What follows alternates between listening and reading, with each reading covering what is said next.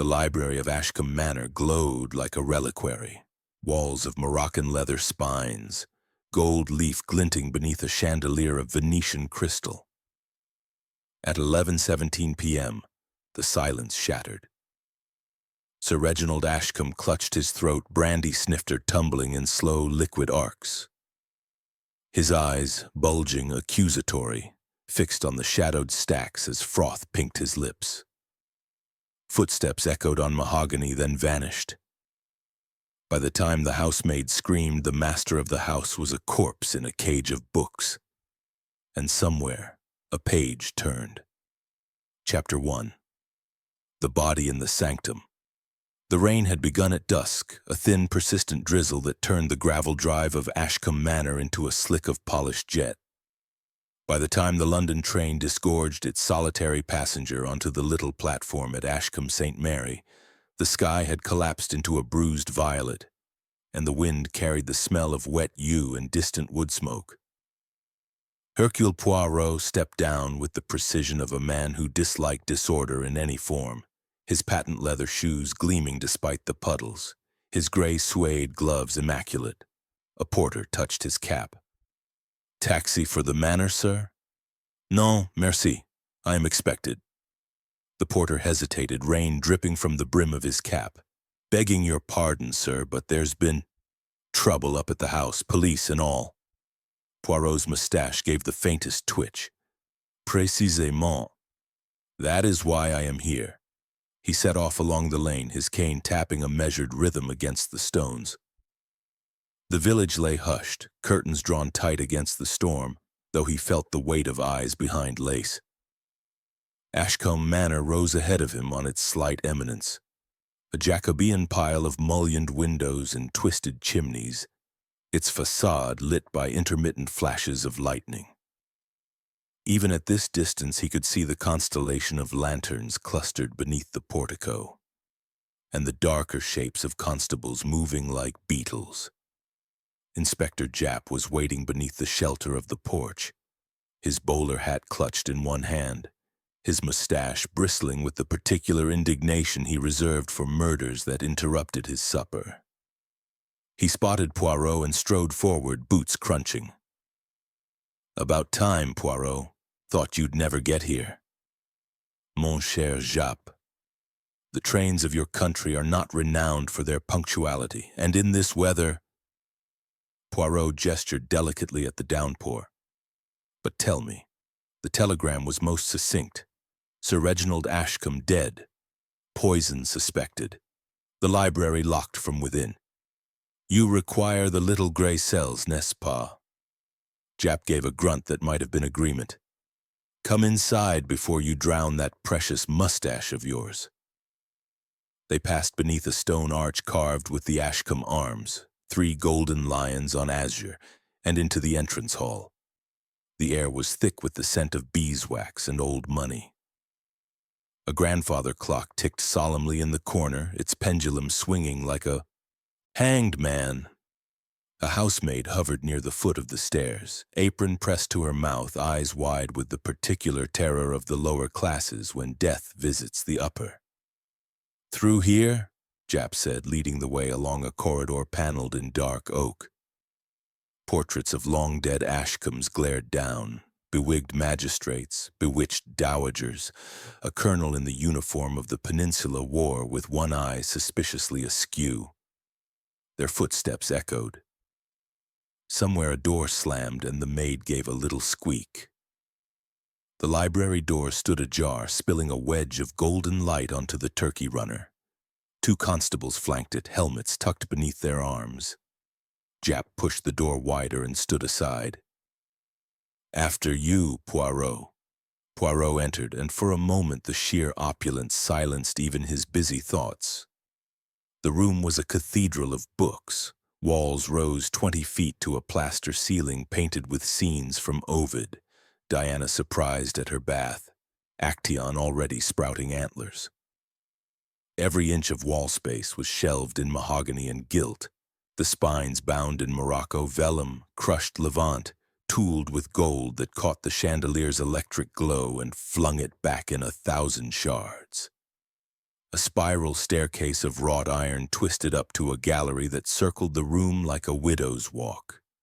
Beneath it, a fireplace large enough to roast an ox yawned black and empty, though the scent of applewood lingered. Persian rugs overlapped in patterns of indigo and crimson, and at the room's center stood a partner's desk of burr walnut, its surface strewn with open folios, a silver inkstand, and a crystal decanter half full of brandy. And there, sprawled before the cold hearth, lay Sir Reginald Ashcombe. He had fallen backwards, one arm flung wide as though in supplication, the other curled across his chest. His dinner jacket, midnight blue, silk-faced lapels, was rucked up beneath him, and his black tie had twisted like a noose. The face was congested, lips blue, eyes protruding in a stare of almost comic astonishment. A thin, pinkish foam flecked the corners of his mouth and had run down into the manicured beard. On the rug beside his outflung hand lay a heavy crystal tumbler, its contents staining the silk pile in a dark, spreading rose. Poirot's gaze moved with the precision of a watchmaker. He noted the angle of the body, head towards the fire, feet towards the door. He noted the absence of struggle, no overturned chair, no scattered papers beyond the desk's natural disorder. He noted the brandy decanter on a side table, its stopper displaced and the single glass beside it, untouched. Then he knelt, heedless of the rug's antiquity, and brought his face close to the corpses. The smell hit him first. Brandy, yes, but beneath it the faint, acrid bite of bitter almonds. Cyanide? No. Too swift, and the foam was wrong. He lifted the tumbler carefully between gloved fingers. A faint white residue clung to the inside rim, crystalline almost, invisible. He touched it with a fingertip and brought it to his nose. The almond scent was stronger here, mingled with something sharper, almost metallic. Aconite, he murmured, monkshood, wolfsbane, the poison of the Borgias, but faster. Jap crouched beside him. Doctor says the same. Found in the stomach contents already. Preliminary, mind. Enough to kill a horse, let alone a man his age. Poirot's eyes flicked to the desk. An open book lay there, its vellum pages yellow with age. He recognized the binding, a first edition of Cornelius Agrippa's De Occulta Philosophia, printed in Lyons 1533. The text was open to a woodcut of a hooded figure gathering plants beneath a crescent moon. Beneath the illustration, a Latin caption, Aconitum, venenum reginae, mor sub flor. Convenient, Poirot said softly. The victim reads of poison moments before he drinks it, or so we are meant to believe. He stood brushing imaginary dust from his knees and began to prowl. His gaze swept the room in widening circles. The windows, leaded diamond-paned, were latched from within, the catches stiff with disuse. The chimney breast was faced with carved limestone. A sweep's boy might wriggle down, but no adult. The door, solid oak, iron-bound, had a single key in the lock on the inside. Poirot tested the handle. It turned freely, but the bolt was thrown. Locked from within, Jap confirmed. Key still in the lock. No other way in or out. Windows, chimney, even the dumb waiter in the paneling. Too small. The room was sealed tighter than a drum. Poirot's eyes narrowed. Yet the killer entered, poisoned the brandy, and departed, leaving the door locked behind them. A pretty problem. He moved to the desk again. The brandy decanter was of cut crystal, heavy, its stopper a faceted orb. He lifted it, sniffed. Clean. He poured a finger into the untouched glass, clear, aromatic, innocent. Then he examined the tumbler that had killed Sir Reginald. The residue was only on the inner rim, not the base or sides. Someone had coated the glass with care, knowing Sir Reginald would raise it to his lips but once. A footstep sounded behind them. Poirot turned to see a woman in the doorway, one hand clutching the jamb as though the floor tilted beneath her. She was perhaps 38, tall, with the kind of beauty that photography flattens and time sharpens. High cheekbones, violet eyes, hair the color of new pennies coiled beneath a black lace veil. Her mourning was impeccable. Black silk, jet beads, but the hand that held the doorframe trembled. "Lady Ashcombe," Japp said, touching his forehead, "you shouldn't be here. I heard voices." Her voice was low, husky, the accent clipped with elocution lessons. "Is it finished?" "The doctor has pronounced," Japp said. "I'm sorry, ma'am." She swayed, and Poirot moved swiftly to her side, offering his arm. She took it with the gratitude of a drowning woman. Up close he smelled violet water, and beneath it something metallic, fear, perhaps. "You are Hercule Poirot," she said, studying his face. "Reginald mentioned you. Said you were the only man in England who could solve the unsolvable. Alas, madame, your husband is beyond even my talents. But the manner of his passing—" Poirot guided her to a leather wing chair beside the globe. "Tell me what you remember." She sank down, arranging her skirts with automatic grace. "We dined at 8. Just the two of us. Roderick, my husband's nephew, was in town, and the others had cried off. Reginald was distracted. He had received a letter that upset him. After port, he said he wished to work in the library alone. He often did. The door—" She gestured vaguely. "He always locked it. Said the books were his sanctuary. And the brandy? His ritual. 1 glass, no more. He poured it himself. I retired at 10. The maid found him at 11:17. She brings his hot milk." She screamed. "I ran down in my dressing gown." Her voice cracked. "He was just there." Poirot noted the tremor in her left hand, the way her right pressed against her stomach as though to still butterflies. Grief, certainly. But something else. "Madam," the letter that disturbed him. "You know its contents?" She hesitated. "I glimpsed it. Blackmail, I think. Something about a woman.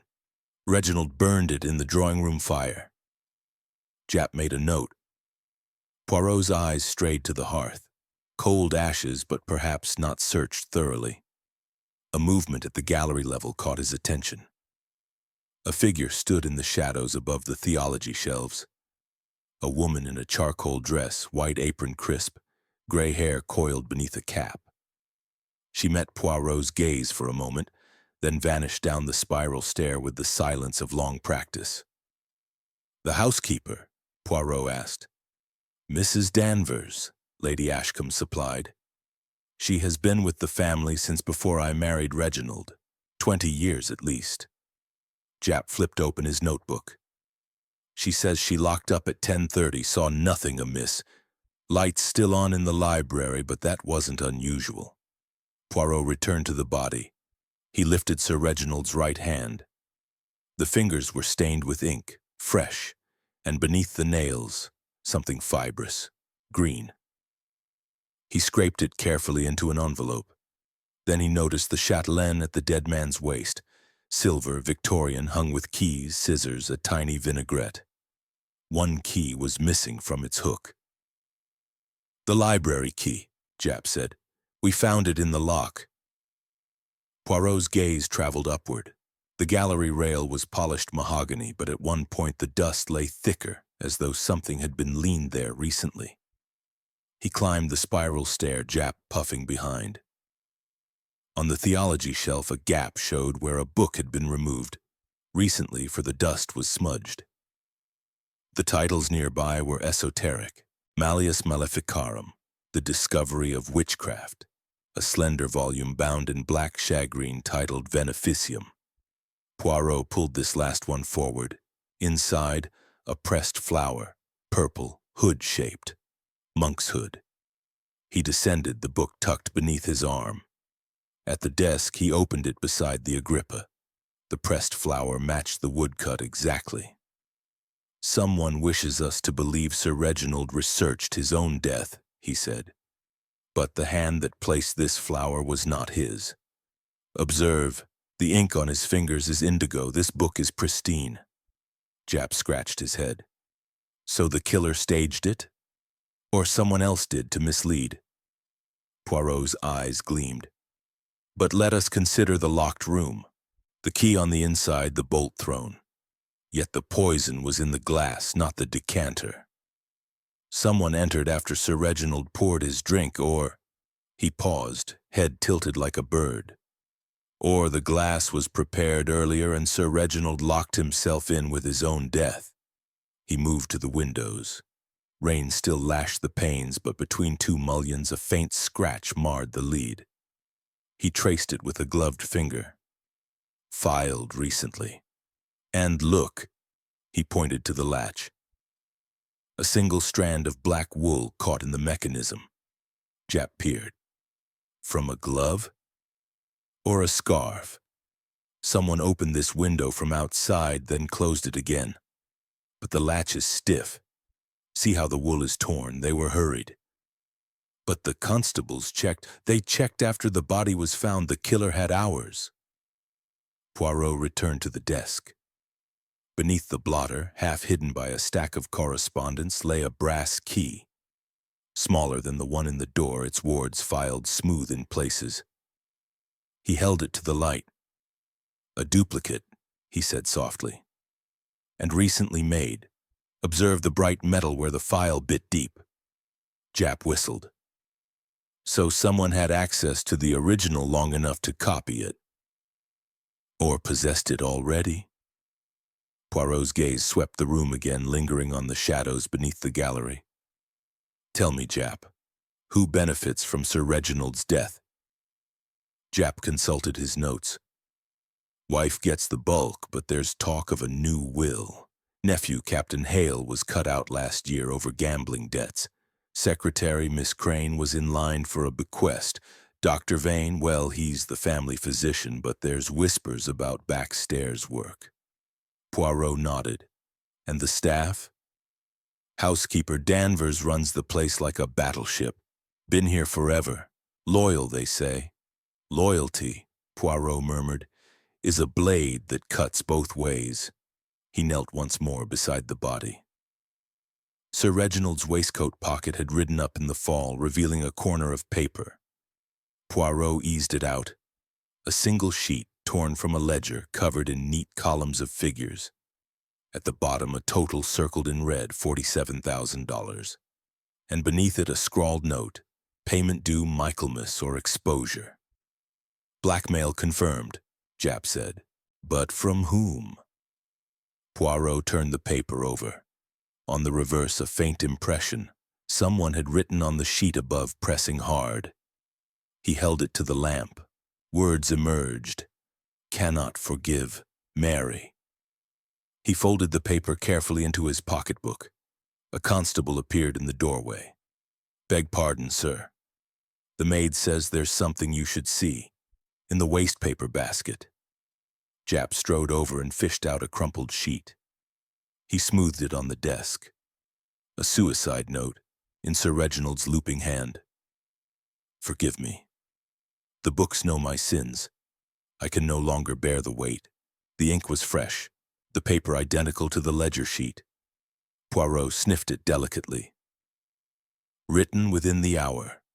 But Sir Reginald died at least 90 minutes ago, and observed the pressure of the pen. The writer was hurried, agitated, yet the hand is steady. A forgery? Jap bagged the note. We'll have an expert look. Poirot's gaze returned to the gallery. The dust smudge bothered him. He climbed again, this time examining the floorboards. One showed a faint scuff as though a shoe had pivoted. And there, caught in a crack, a single thread, black wool matching the strand in the window latch. He descended, his mind racing. The room was a puzzle box, each clue a cog that must mesh. The locked door, the poisoned glass, the duplicate key, the forged note, the blackmail, the pressed flower. And somewhere the ghost of a woman named Mary. Jap cleared his throat. Doctor wants to move the body, family's asking. Poirot raised a hand. "One moment." He approached the fireplace. Though cold, the grate held ashes. He stirred them with the poker. Beneath the gray, a scrap of paper, charred but legible. A woman's handwriting. "Ruined her life. Justice." He let it fall back into the ash. "Enough for tonight," he said. "The little gray cells, they require order. Tomorrow we begin the interviews." As they turned to leave, Poirot paused at the threshold. From the corner of his eye, he caught a flicker of movement on the mezzanine. A gloved hand, withdrawing a small brass object that glinted once in the chandelier's light before vanishing into shadow. A key. He said nothing to Jap, but his eyes narrowed to green slits. The library door closed behind them with the finality of a tomb. Somewhere in the stacks, a page turned with the soft sigh of vellum, and the storm outside redoubled as though the house itself wept for its master. Chapter 2. The Heirs and the Hanged Man. The drawing-room of Ashcombe Manor smelled of damp wool and old secrets. A fire had been laid in the Adam grate, but it sulked, spitting occasional blue flames that did little to dispel the chill. Outside, the rain had settled into a steady drum against the tall sash windows, each drop a tiny hammer striking the glass. Poirot stood with his back to the mantel, hands clasped behind him, surveying the room like a general before battle. The suspects had been assembled at his request, and they sat in a loose semicircle of Hepplewhite chairs, each posture a confession in itself. Lady Beatrice Ashcombe occupied the central sofa, upright as a mourning figurine on a tomb. Her black silk gown absorbed the light. Only the jet beads at her throat caught fire. She had composed herself since the library, but the violet shadows beneath her eyes betrayed a night without sleep. Beside her, on a low tabouret, rested a small lacquer box. Her husband's cigarette case, Poirot noted, still monogrammed R.A. in sapphires. She touched it absently, as though it might warm under her fingers. To her left, Dr. Lionel Vane lounged with the contrived ease of a man who believed charm could disinfect suspicion. His morning coat was immaculate, the carnation in his buttonhole improbably fresh. He had removed his gloves but kept them folded in one hand, tapping them rhythmically against his knee. His eyes, pale blue, almost colorless, flicked continually toward the door as though expecting rescue. Miss Felicity Crane sat apart near the window. A stenographer's notebook closed on her lap. She wore a charcoal skirt and white blouse, the collar fastened high with a cameo brooch.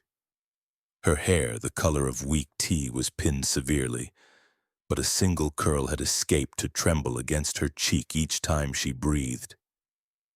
She had been crying. The cameo was blotched with tears. Captain Roderick Hale sprawled in an armchair angled away from the fire, one leg crossed over the other, a cigarette smoldering between his fingers. His uniform, khaki, the badges of the Royal Wessex Dragoons, had been tailored in Savile Row, but the elbows shone, and the cuffs carried faint stains Poirot had already catalogued as indigo ink. He exhaled smoke toward the ceiling, watching it coil like a question mark. Inspector Japp stood by the door, arms folded, his presence a reminder that this was not merely a family gathering. A constable lingered in the corridor beyond, notebook poised. Poirot cleared his throat, a small, precise sound that nevertheless silenced the room. "Mesdames, messieurs," he began, "we are met under the shadow of tragedy. Sir Reginald Ashcombe is dead, murdered in a room locked from within. The poison, aconite, was administered in his own library, in his own glass. Someone in this house planned this death with care. It is my task to discover who and why. You will forgive the intrusion into private grief, but the little gray cells, they demand facts." He let the silence stretch, watching reactions. Lady Beatrice's fingers tightened on the cigarette case. Dr. Vane's tapping ceased. Miss Crane's curl quivered. Captain Hale stubbed his cigarette with unnecessary force. "Let us begin with opportunity," Poirot continued. Sir Reginald dined alone with Lady Ashcombe at 8. At 9:30 he retired to the library, locking the door behind him, a habit, we are told. The household retired. At 11:17, the housemaid discovered the body. Thus the murder occurred within that window of 1 hour 47 minutes. Who was awake? Lady Beatrice spoke first, her voice low. I read in my room until 10:30. Then I took a sleeping draught, Dr. Vane's prescription. I heard nothing until the maid screamed. Dr. Vane inclined his head. I was in the village surgery until 10, then walked back through the storm. Mrs. Danvers let me in at the side door. I went straight to my room. Miss Crane's voice was barely audible. I typed correspondence in the morning room until 11. Sir Reginald disliked noise after dinner, so I worked quietly. I saw no one. Captain Hale gave a short laugh. I was in London, old boy. Arrived on the milk train at 6 this morning. Asked the station master. Poirot's eyes gleamed. We shall. But let us speak now of motive. Sir Reginald was a wealthy man, and wealth breeds resentment. Lady Ashcombe, your husband intended to change his will? Beatrice's knuckles whitened. He mentioned it. We disagreed about certain matters. Matters of the heart, perhaps? Poirot's tone was gentle, but the question landed like a scalpel. She flushed. Reginald discovered letters. From a friend. He was unreasonable. Dr. Vane shifted. Sir Reginald suffered from paranoia in later years. The letters were harmless. Poirot turned to him. Yet you prescribed sedatives for Lady Ashcombe, and for Sir Reginald. Laudanum, I believe, for gout. And insomnia, Vane said smoothly. Perfectly standard. Miss Crane opened her notebook, then closed it again. Sir Reginald dictated a codicil last week, excluding Captain Hale. Hale sat up, eyes narrowing. The old skinflint. I owed Whites 1,000 guineas. He said he'd pay if I resigned my commission. I told him to go to blazes. Poirot produced the charred scrap from the library grate. And this ruined her life. Justice. Written by a woman, I think. Beatrice paled. Vane's carnation drooped. Crane stared at her hands. Hale lit another cigarette. Japp stepped forward with the suicide note. Found in the wastebasket. Sir Reginald's hand, apparently. Poirot examined it again. The ink is fresh, but the paper, see the watermark? Ashcombe ledger paper torn from the estate accounts. Miss Crane, you keep the ledgers? She nodded. Sir Reginald reviewed them nightly. Yet this page is missing from the current volume. Poirot held it to the light. And observe the pressure. The forger pressed hard to mimic Sir Reginald's heavy stroke, but the nib splays here. Signs of haste. Vane leaned forward, meaning it was written after death, or before by someone familiar with his hand. Poirot's gaze swept the room. Now the library key. A duplicate exists. Who had access to the original? Beatrice answered. Reginald wore it on his chatelaine, always. Yet the duplicate was filed recently. Someone took an impression. Poirot produced the brass key from his pocket. Found beneath the blotter. The wards matched the library lock precisely. Hale snorted. Housebreaker's trick. Any locksmith in Bond Street could manage it. Perhaps, Poirot said. But the file marks are fresh and the metal bright. This key was made within the week. He moved to the fireplace. Above the mantel hung a tarnished gilt frame containing a photograph. Sir Reginald in 1912, arm around a pretty housemaid in starched cap and apron. The girl's face had been scratched out with something sharp, nail scissors perhaps, leaving only a pale oval where features had been. Mrs. Danvers' sister, Beatrice said quietly. Mary, she was dismissed in disgrace, took her own life in the village pond. Vane's voice was tight. Ancient history. History, Poirot said, has long roots. He turned to Miss Crane. You catalogued Sir Reginald's occult collection. Monkshood features prominently in Renaissance herbals. Did you press flowers between pages? Her eyes widened. Never. The books are priceless. Yet one contained a specimen, wrapped in a lace handkerchief monogrammed M.D.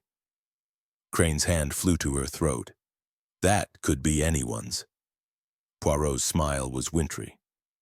M.D. Mary Danvers, or... He looked at the housekeeper who had entered silently with a tea tray. Mrs. Eliza Danvers. The tray rattled. Mrs. Danvers set it down with exaggerated care. Her face was a mask of starched efficiency, but her eyes, dark, unreadable, met Poirot's for a fraction too long. Tea, sir? She asked. Poirot declined with a bow. As she poured for the others, he noted the tremor in her wrist, the way her apron, freshly laundered, carried the faint scent of dried herbs. Jap produced a small evidence bag. Brandy glass residue, aconite crystals, and this... He held up a cufflink, gold, engraved with a crest. Found under the desk, Captain Hale's, I believe. Hale stared. I lost that months ago. Convenient, Jap said. Poirot's gaze lingered on the tea tray. Among the cups, one stood apart. Delicate Sèvres, painted with violets. Lady Beatrice's. Beside it, a small silver spoon engraved with the same monogram as the handkerchief. M.D. He lifted it delicately. Mrs. Danvers, you use your sister's silver? It came with the house, she said flatly.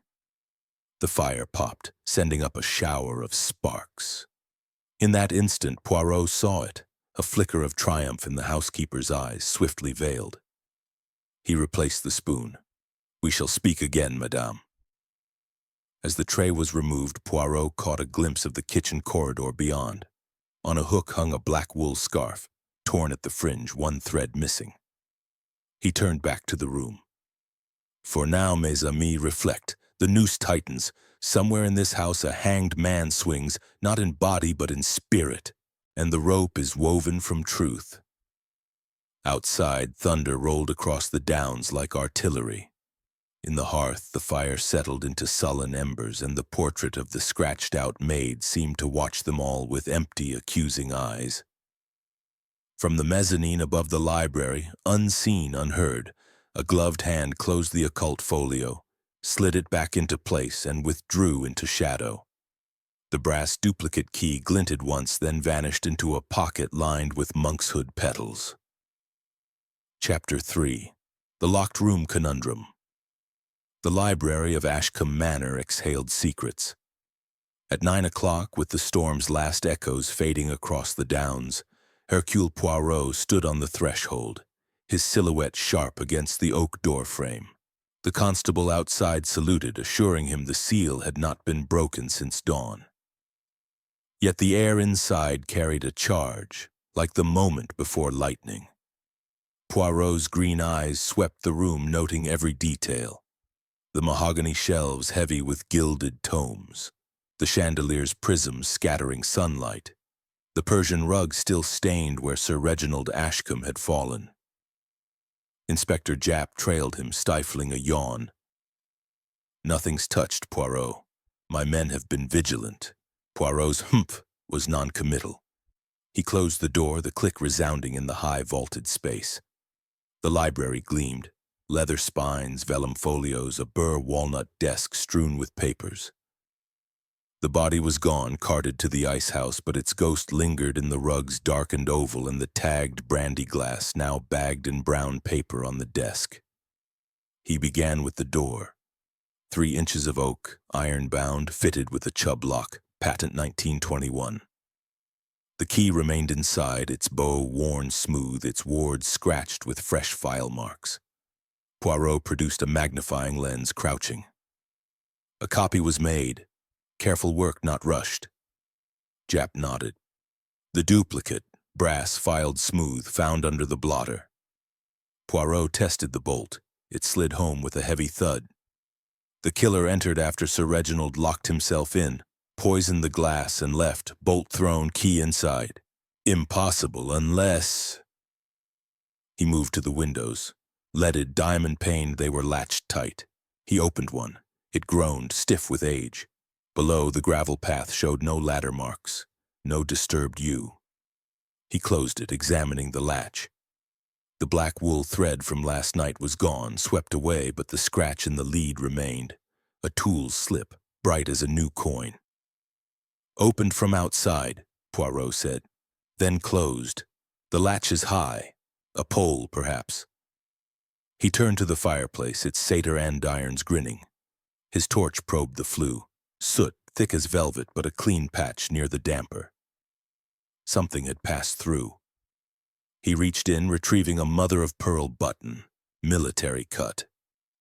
"Captain Hales?" he asked. Jap bagged it. "We'll see." At the desk, Poirot lifted the bagged glass. The aconite residue clung to the rim only, where lips touched, not fingers. The killer knew Sir Reginald's ritual, one brandy poured by his own hand. Jap gestured at the decanter. "Clean, I checked." Indeed, the glass was tampered with in advance. Poirot paced, counting steps. Door to desk, 12, desk to windows, 8, windows to chimney, 10. A triangle. He climbed the spiral staircase to the gallery, Jap puffing behind. The mezzanine air was cool, heavy with old paper. A gap in the theology shelf, Malleus Maleficarum Beneficium, showed a dust smear, crescent-shaped, where a book had shifted. The floorboard bore a heel scuff, and in a crack, a black wool thread torn, matching the window latch. "Someone stood here," Poirot said, "watching." Jap leaned over the rail. Perfect view of the desk, but the stairs creak. Sir Reginald would have heard. Poirot descended, pausing at the fireplace. He pressed the oak paneling. A faint click. A panel swung inward, revealing a narrow passage, dank and mouse-scented. Dust covered the floor, but a single track ran through, small, heeled footprints coming and going. "Priest's hole," Jap said. "Jacobean houses are riddled with them." Poirot shone his torch. The passage turned left, likely toward the housekeeper's cottage. The killer entered here, waited above, descended to tamper with the glass, then retreated. The door stayed locked. "Mrs. Danvers?" Jap asked. "Perhaps." Poirot closed the panel. It vanished into the carving. He returned to the desk, lifting the Agrippa folio. The monk's hood woodcut glared. Beside it, he found a small brass key, not the duplicate, but older, its bow a serpent eating its tail. It fit the desk's top drawer. Inside, a journal, Sir Reginald's hand. The final entry. "She knows. MD has proof. Must destroy letters before Michaelmas." "MD," Poirot murmured. "Mary Danvers or Eliza." He checked the wastebasket. The forged suicide note was gone, but a ledger scrap remained, pencil faint on the back. "Meet me at 11. "Allure," he said. Jap frowned. For him or by him? Poirot moved to the herbals. In the Poisoner's Handbook, 1678, the monk's hood flower lay in its lace handkerchief, MD monogrammed. A gray hair clung to it. Coarse, not Sir Reginald's. Jap bagged it. "Housekeepers?" "The lace is old," Poirot said, a relic, not a tool. He stood back, assembling the mosaic. Poisoned rim, duplicate key, journal, hair, petal, passage. On the blotter, a faint impression. "You took her life. Now I take yours." "The killer returned," he told Jap, "after the murder." "Bold," Jap said, "or compelled." Poirot scanned the gallery. Sunlight danced on the shelves, but the shadows held their secrets. As they left, a book fell from the theology shelf, thumping open. In the silence, Poirot glimpsed a figure in black, retreating with a glint of brass. A key, mocking, before vanishing into the stacks. The door closed, and the library seemed to hold its breath, waiting. Chapter 4. The Physician's Prescription. The village surgery of Ashcombe St. Mary crouched at the end of a cobbled lane, its brass plate dulled by rain. Lionel Vane, M.D., F.R.C.S. Poirot arrived unannounced at 10:30, the bell above the door jingling like a nervous confession. Inside, the waiting room smelled of carbolic and wet wool. A single patient, an elderly woman with a bandaged hand, glanced up, then returned to her country life. Behind the counter, a nurse in starched cuffs took Poirot's card and disappeared through a baize door. Dr. Vane emerged, wiping his hands on a towel, the carnation in his buttonhole still defiant. His smile was professional, but the pale eyes flicked once to the street as though measuring escape routes. Monsieur Poirot, an unexpected pleasure.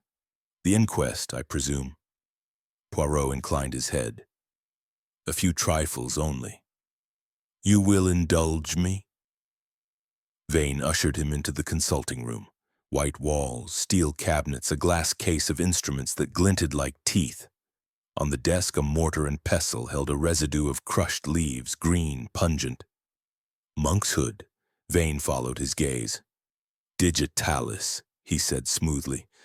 For Mrs. Hargreaves' heart, nothing sinister. Poirot's smile was wintry.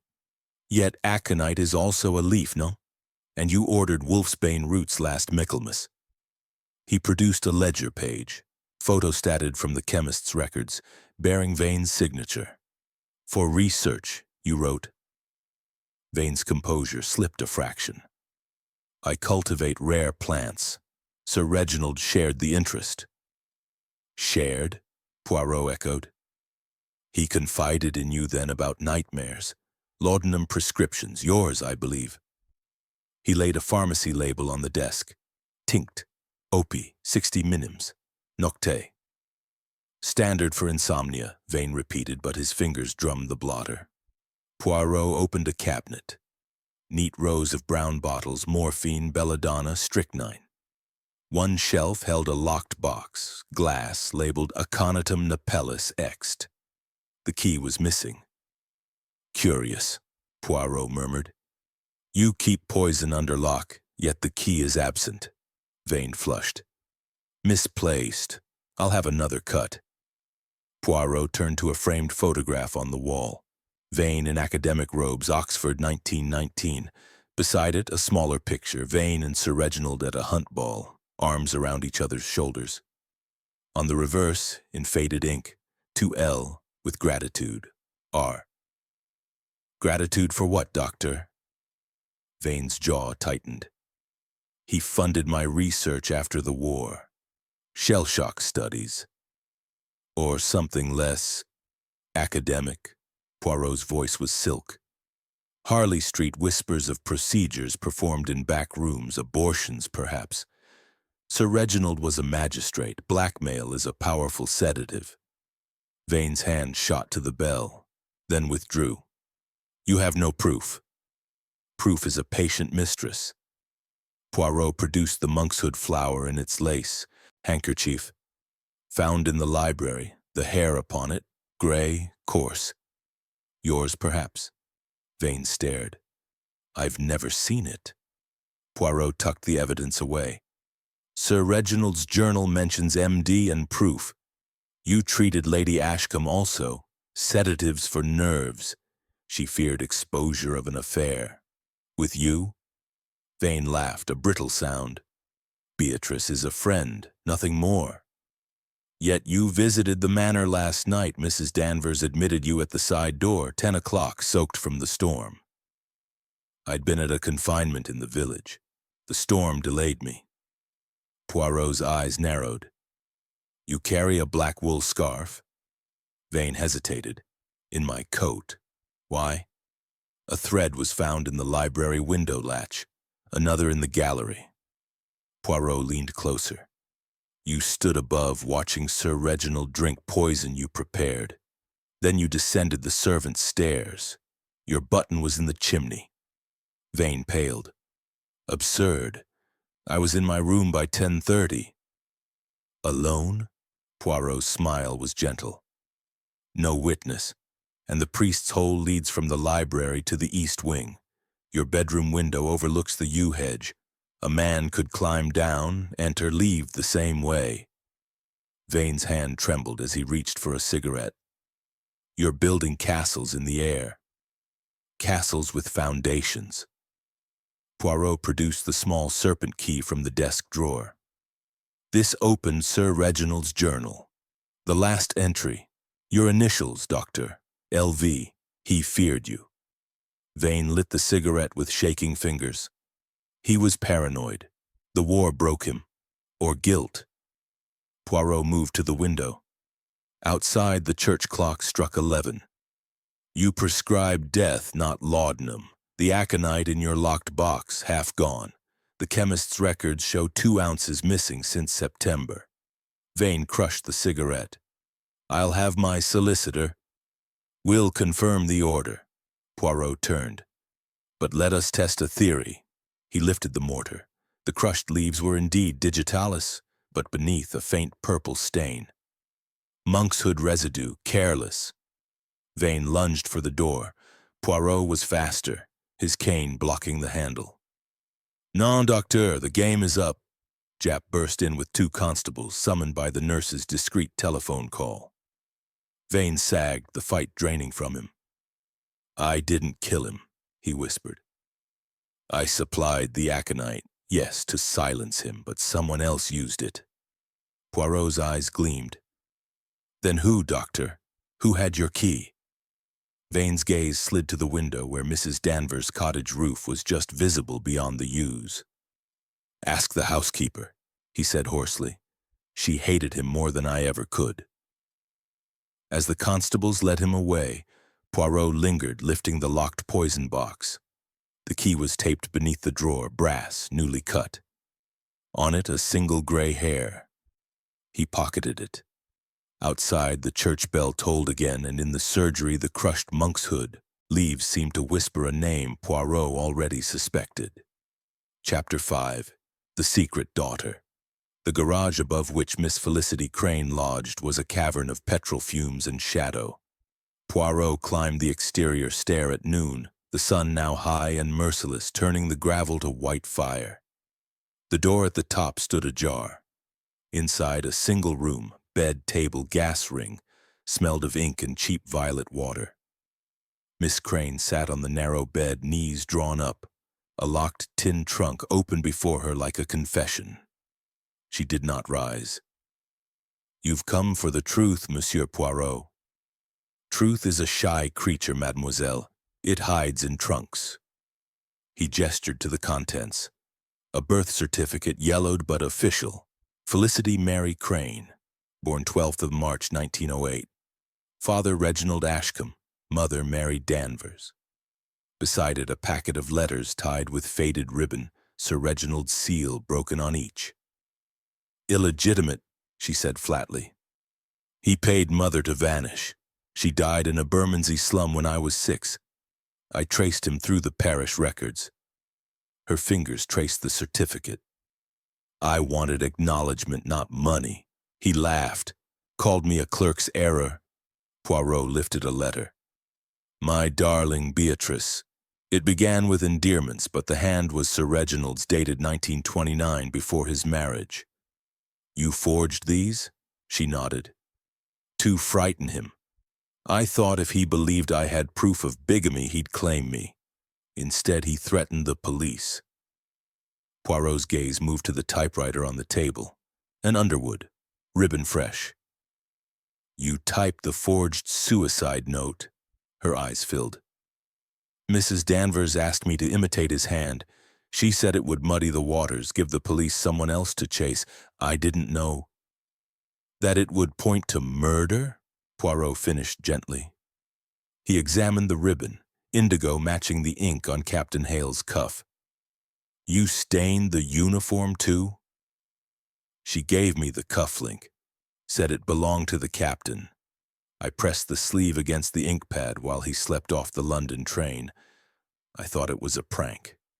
She buried her face in her hands. I never wanted him dead. Poirot closed the trunk. Yet you were in the morning room until 11, close to the priest's hole. I heard nothing, I swear. He believed her. The despair was too raw for theater. Still, he pocketed the birth certificate. "Mrs. Danvers knew your parentage? She found me crying over Mother's locket, same as the one in the scratched photograph. She recognized the clasp. Said Sir Reginald ruined her sister, then hired her to keep the secret. 20 years of service, 20 years of hate." Poirot's mind raced. The housekeeper had motive, means, opportunity, and now a confederate. He moved to the window. Below, the herb garden glittered, rows of lethal beauty, foxglove, hemlock, monkshood, tall and purple. A path of crushed mint led from the garage to the cottage door.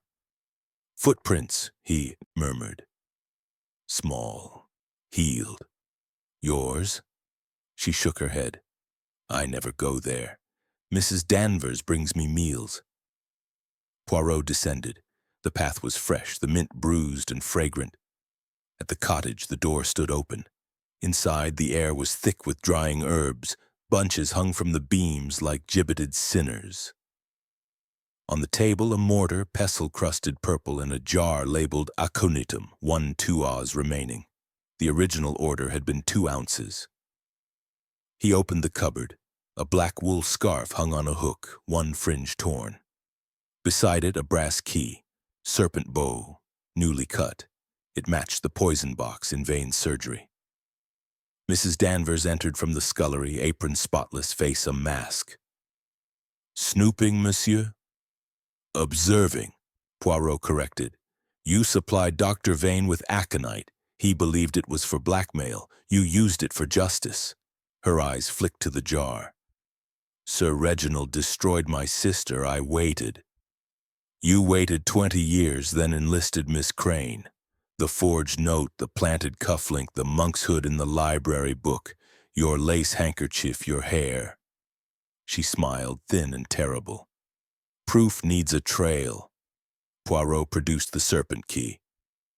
"This opens Vane's poison box and the desk drawer where Sir Reginald kept his journal. You took the chatelaine key, copied it, returned it. Then last night—" "I watched from the gallery," she said simply. "Through the servants' stairs." He poured the brandy. "I had coated the glass earlier when I dusted. He never noticed.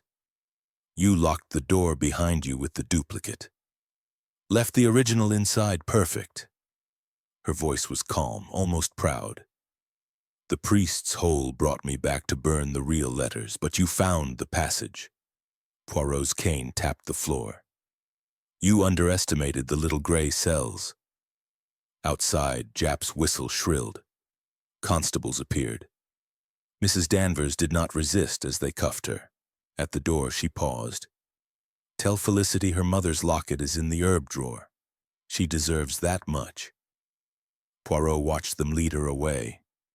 The monk's hood in the garden nodded in the breeze as though bowing to a fellow poisoner. In the cottage, the mortar gleamed purple, and on the windowsill a single pressed flower lay drying. Hooded, lethal, waiting. Chapter 6. The Housekeeper's Cupboard. Mrs. Danvers' cottage stood at the end of the herb garden like a squat, watchful toad. Poirot entered at 2 o'clock, the sun now slanting through the yews and striping the flagstones with bars of gold and shadow. Jap followed, 2 constables at his heels, but Poirot raised a gloved hand. "Non, mon ami. This is a matter for delicacy." The door was unlocked. Inside, the air was thick with the breath of dried plants, lavender, rosemary, and something sharper, metallic. Bunches hung from the rafters like sleeping bats. Jars lined the shelves in neat labeled rows. Digitalis purpurea, belladonna atropa, aconitum napellus. The last jar, half empty, its wax seal freshly broken. Poirot lifted it, sniffed. Bitter almonds beneath the brandy scent of the manor's cellars. "The poison," he said softly. "Prepared in advance." Jap whistled. "Enough here to fell a regiment." On the table, a mortar, pestle-crusted violet, and a small brass funnel. Beside it, a crystal brandy glass, identical to the one in the library, its rim dusted with crystalline residue. Poirot tilted it to the light. The poison had been applied with surgical precision, a thin band where lips would touch. Mrs. Danvers entered from the scullery, sleeves rolled, hands red from scrubbing. Her face was calm, almost serene. "You've found my remedies, monsieur." "Remedies," Poirot echoed. "Or instruments of vengeance." She dried her hands on her apron. "Sir Reginald ruined my sister. Mary was 16. He promised marriage, then cast her out with child. She drowned herself in the village pond. I was 14. I swore I'd see him pay." 20 years of service, Jap said. "That's patience. Patience is a woman's weapon." She moved to the mantel, lifting a photograph in a silver frame. 2 girls, arms entwined. Mary, bright-eyed, smiling. Eliza, solemn, already old. He hired me to keep the secret. I dusted his books, poured his tea, waited. Poirot opened a drawer. Inside, the duplicate library key, brass wards bright, the serpent key from Vane's poison box, and a lace handkerchief monogrammed MD, stained faintly purple. He held it up. "You wrapped the monkshood flower in this. Left it in the herbal. Your hair upon it." "A keepsake," she said. "Mary's. I pressed the flower the day she died." Jap produced handcuffs. "Eliza Danvers, I'm arresting you for the murder of Sir Reginald Ashcombe." She stepped back, eyes blazing. "Murder? I gave him justice." From her apron pocket, she drew a small glass vial. Cyanide, the label read. "He took her life. I take mine before yours." Poirot moved like lightning, his cane knocking the vial from her hand. It shattered on the flags, the bitter almond scent blooming. Jap seized her wrists. She fought, wild, surprising strength, but the constables pinned her. "You'll hang," Jap growled. She laughed, a terrible sound. "Better the rope than his shadow." Poirot knelt, gathering the shards. "You coated the library glass yesterday when you dusted." Sir Reginald poured his own brandy as always. You watched from the gallery, through the servants' stairs. When he raised the glass, you knew. "I knew," she whispered. "I saw his eyes bulge. I saw him claw at his throat. I smiled." And the forged suicide note? Felicity's hand. She thought it a game. The cufflink, the ink on Hale's sleeve, misdirection. Vane's aconite was my gift to him. He feared exposure. I feared nothing. Poirot stood. "You returned through the priest's hole to burn the real letters. But I found the passage." Her smile faded. "You're clever, little man, but Mary's free now." Jap let her out. The constables followed. Poirot lingered, opening the herb cupboard. Behind the jars, a small leather pouch. Inside, a locket, silver heart-shaped, engraved MD. A curl of baby hair, pale as moonlight. Felicity's. He closed the cupboard. Outside, the monk's hood nodded in the breeze, purple hoods heavy with summer. The cottage door swung shut behind him, and the scent of crushed herbs followed him down the path like a ghost. Chapter 7. The False Confession. The morning room was cold despite the fire. At 8 o'clock, with the sun barely cresting the yews, Captain Roderick Hale stood before the Adam mantel in full-dress uniform, hands clasped behind his back like a man facing a firing squad. His face was the color of wet ash. The swagger stick lay discarded on the sofa. "I did it," he said flatly. "Poisoned the old devil. Debts at White's. 5,000 guineas. He'd have ruined me." Poirot, seated in a wing chair with a cup of untouched coffee, regarded him with mild green eyes. Jap leaned against the door, arms folded, disbelief etched in every line of his mustache. "Proceed, Captain," Poirot said. "The little gray cells require details." Hale's voice was steady, rehearsed. "I came down from town on the milk train, arrived at 6. Slipped in through the side door. Mrs. Danvers left it unlatched. I'd bribed her weeks ago. Took the duplicate key from Uncle Chatelain while he napped in the library yesterday afternoon. Filed it in the stables. Last night I waited in the priest's hole. When he poured the brandy, I stepped out, swapped the glasses, mine already laced with aconite from Dr. Vane's surgery. He drank. I locked the door behind me with the copy, left the original inside. Simple. Jap snorted. Simple as climbing Everest in carpet slippers. You're right-handed. Ink was on your left cuff. Hale's eyes flickered. Glove transferred it. Poirot set the cup aside. You confessed to secure Mrs. Danvers' silence? She implicated you with the cufflink. She's lying to protect someone. Hale's jaw set. I'm the killer. Hang me and be done. Poirot rose, circling him. Observe the flaws, mon capitaine. First, the aconite. Vane's supply was stolen by Mrs. Danvers, not you. Second, the priest's whole footprints, small, healed. Yours are size 10. Third, the forged suicide note. Your handwriting is blocky, military. The note was spidery Sir Reginald's exact mimicry, penned by Miss Crane at Mrs. Danvers' request. Hale lunged for the poker. Jap intercepted, twisting his arm.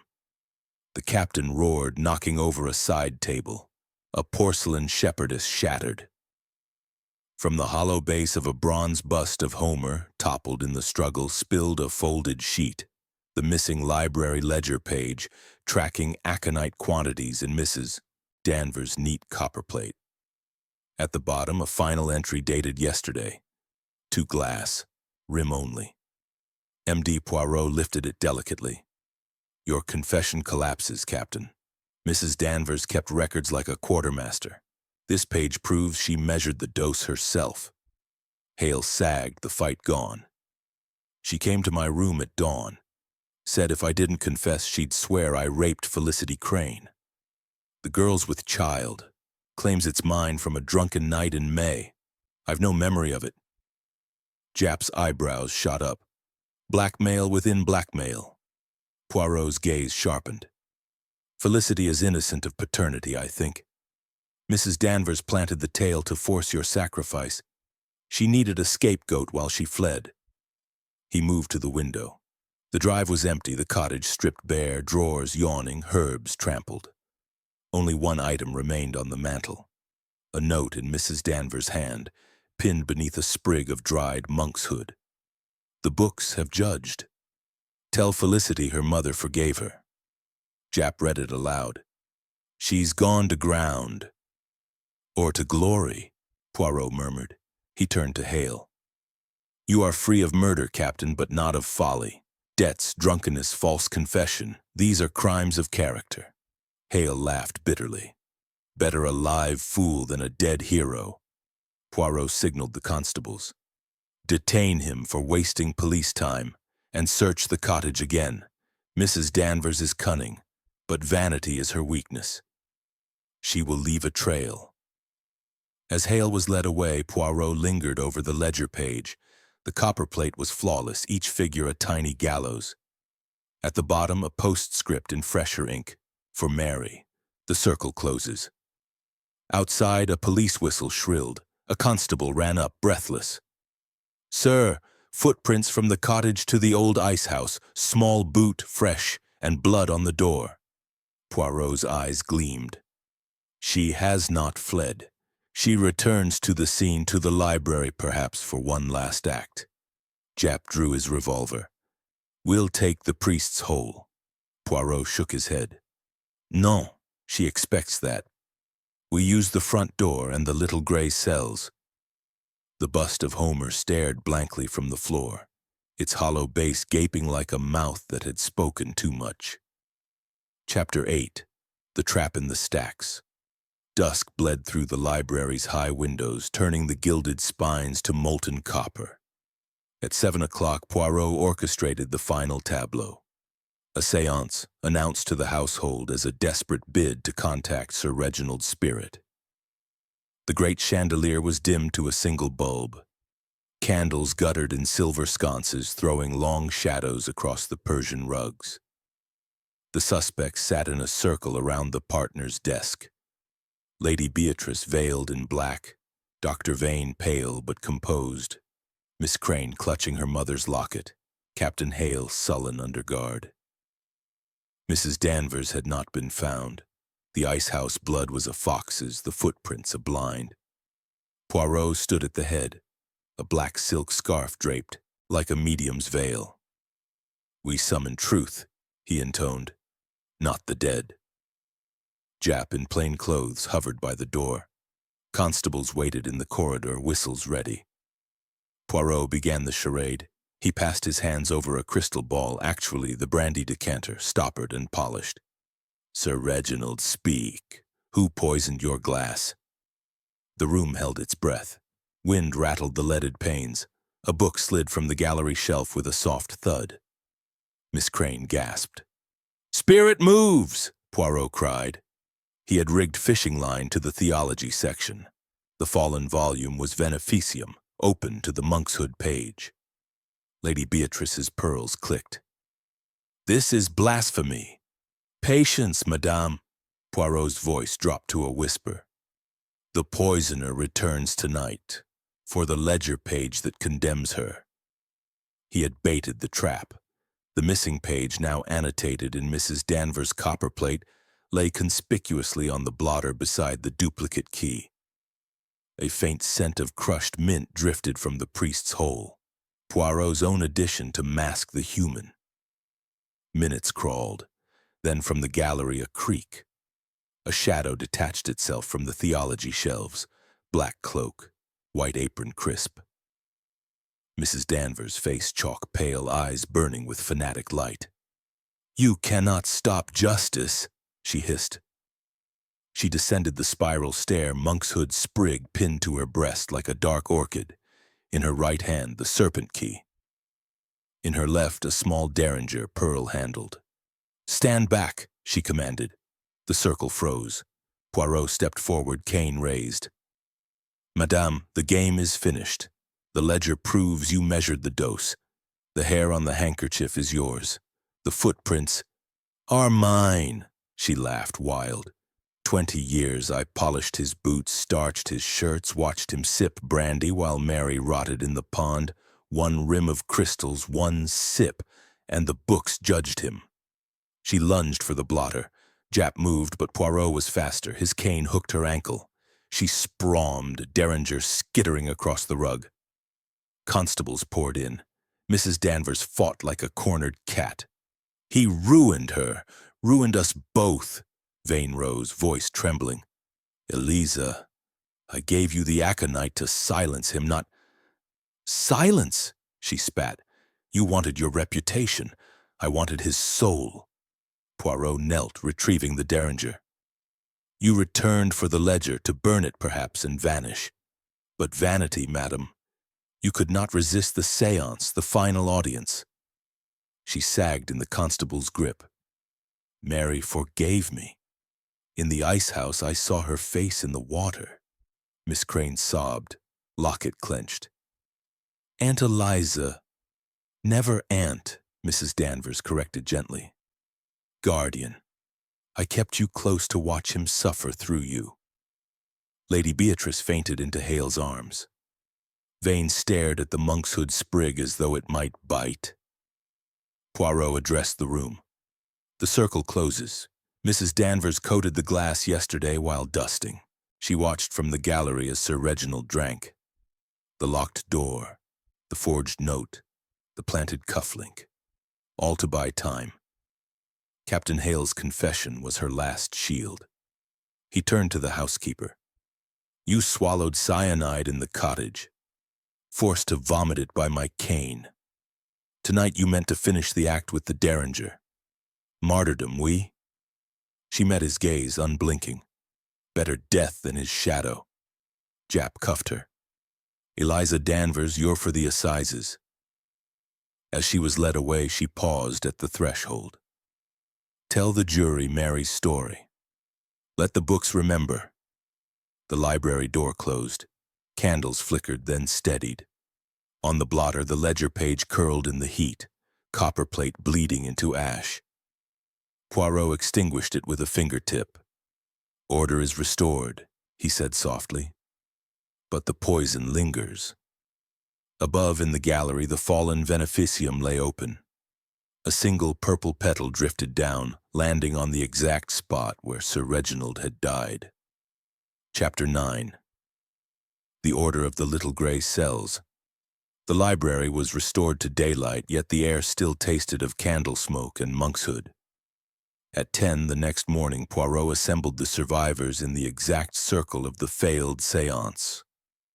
The chandelier blazed. Every shadow had been banished. On the partner's desk lay the evidence in neat labeled rows: the poisoned glass in its bag, the duplicate key, the serpent key, the lace handkerchief with its single gray hair. The ledger page, the derringer, the sprig of monkshood now pressed between glass slides. Japp stood behind Poirot, arms folded, a silent chorus. Poirot began without preamble, his voice crisp as frost. "Mesdames, messieurs, the puzzle is complete. Let us arrange the pieces in order. First, the locked room. Sir Reginald retired at 9:30, locked the door, poured his nightly brandy. The aconite was not in the decanter, clean, but in the glass applied to the rim in a thin crystalline band. Who could tamper unseen? The person who dusted the crystal each morning, Mrs. Danvers. Second, entry and exit.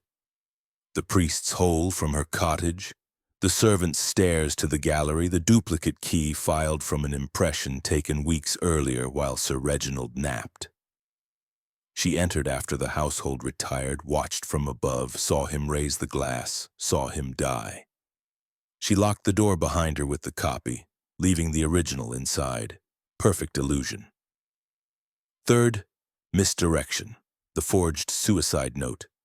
Miss Crane's skilled mimicry at Mrs. Danvers' request, the indigo ink on Captain Hale's left cuff, transferred while he slept, the cufflink planted beneath the desk.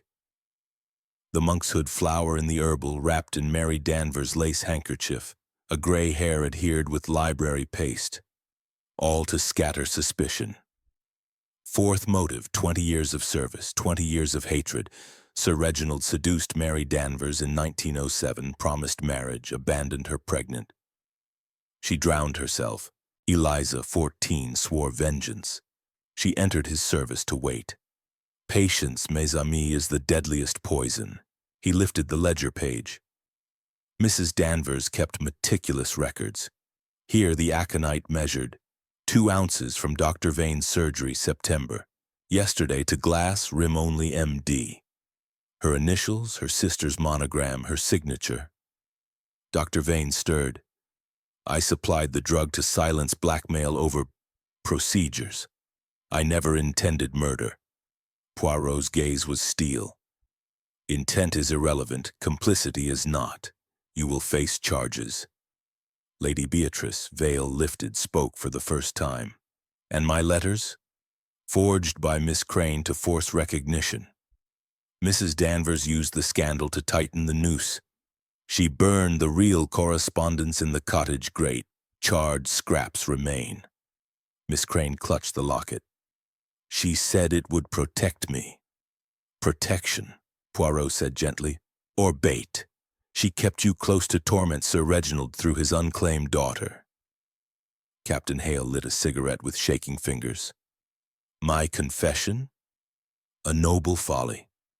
Mrs. Danvers threatened to accuse you of assaulting Miss Crane. False, but ruinous. You sacrificed yourself to shield the girl." Poirot turned to the gallery. "Last night, the séance. I left the ledger page as lure.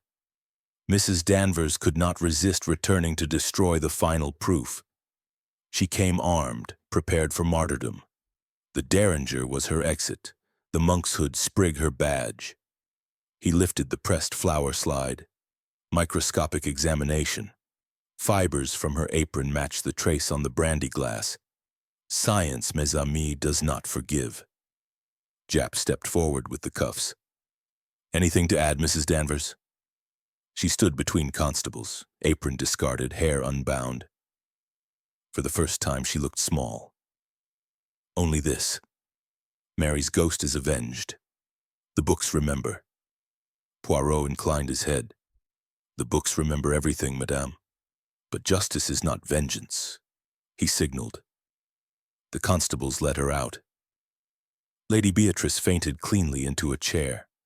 Vane stared at the floor. Hale crushed his cigarette beneath his boot. Poirot addressed the room. The order is restored. Sir Reginald's sins die with him. His fortune passes to Lady Ashcombe, the codicil unsigned. Miss Crane inherits her mother's locket and her name. Captain Hale, resign your commission. Debts are chains. Dr. Vane, your career ends in court. He gathered the evidence into a leather folio. The little gray cells have spoken. The library is silent once more. As the others filed out, Poirot lingered. He opened De Occulta Philosophia to the monk's hood page, placed the pressed sprig between the leaves, and closed the book. The chandelier flickered once, as though a page had turned in the air. Outside, the monk's hood in the herb garden bowed to the wind, purple hoods heavy with dew. The manor's shadow stretched long across the gravel, and somewhere a clock struck the quarter hour, precise, inevitable, final. Chapter 10. The Gilded Cage closes.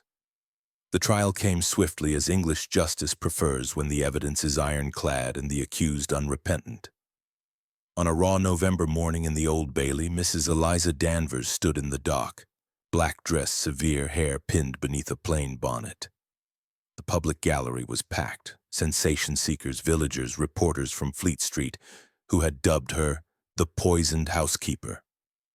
The jury, 12 good men and true, listened in horrified silence as the Crown laid out the case: the coated glass, the duplicate key, the ledger, the séance trap. Poirot testified with clinical precision, his green eyes never leaving the defendant's face. Mrs. Danvers spoke only once in a voice clear as winter air.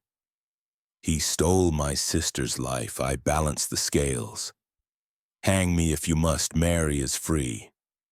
The jury took 43 minutes. Guilty. The black cap descended. Sentence: death by hanging. In the cells beneath, Poirot visited her one last time. The wardress stood aside. Mrs. Danvers sat on the narrow cot, hands folded, a faint smile on her lips. "You came to gloat, little man?" "Non, madame, to understand."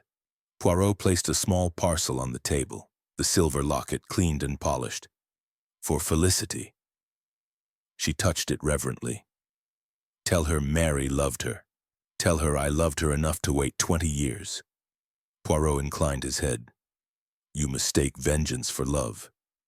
Mary's ghost needed peace, not blood." Her smile faded. "Peace is a luxury the ruined cannot afford." He left without another word. Outside, the fog pressed against the prison walls like a living thing. Back at Ashcombe Manor, winter had stripped the gardens bare. The monk's hood was cut down, the herb beds turned under. Lady Beatrice, now sole mistress, had dismissed half the staff and sealed the library. The great chandelier was shrouded in dust sheets. The books slept behind locked glass. Only the priest's hole remained open, a dark mouth in the paneling, bricked up by masons the following spring. Felicity Crane, now Felicity Ashcombe by deed poll, took a cottage in the village.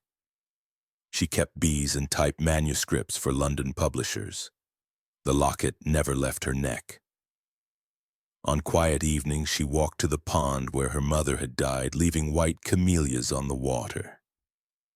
Captain Hale sold his commission, paid his debts with the sale of his medals, and vanished to Kenya with a widow twice his age. Dr. Vane was struck off, convicted of supplying poison, and died in Wormwood Scrubs of pneumonia before the year was out. Poirot lingered one final afternoon in December. The manor was up for sale. The auctioneers had catalogued the library, 40,000 volumes, a fortune in vellum and gold. He stood before the partner's desk, now bare save for a single white camellia in a crystal bud vase. Lady Beatrice entered, veiled in grey. "You leave today?" "Oui, madame." "London calls." He gestured to the flower. "A gift." From the greenhouse. Reginald hated camellias, said they had no scent. I thought it fitting. Poirot lifted De Occulta Philosophia, the monk's hood sprig still pressed between its pages, now brittle and brown. He closed the book gently. "The library will go to a university, perhaps. Knowledge outlives vengeance." She shivered. "I hear footsteps at night, on the gallery." "Do you believe in ghosts, monsieur?" "I believe in echoes," he said. "Grief, guilt, unfinished stories. They walk until the tale is told."